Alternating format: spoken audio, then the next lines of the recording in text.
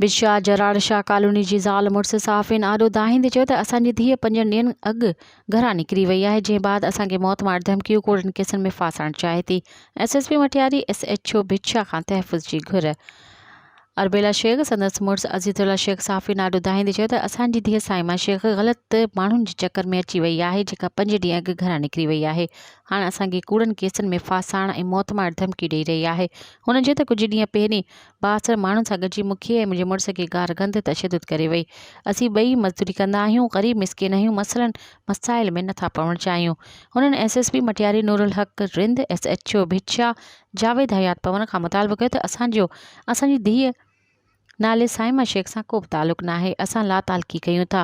मूंखे ऐं मुंहिंजे मुड़ुस खे उन मां जान जो ख़तरो आहे। तहफ़ुज़ ॾिनो वञे। ॿी सूरत में असां ज़ाल मुड़ुस खे को बि जानी नुक़सानु पहुतो त उनजो ज़िम्मेवार पाण ख़ुदि हूंदी।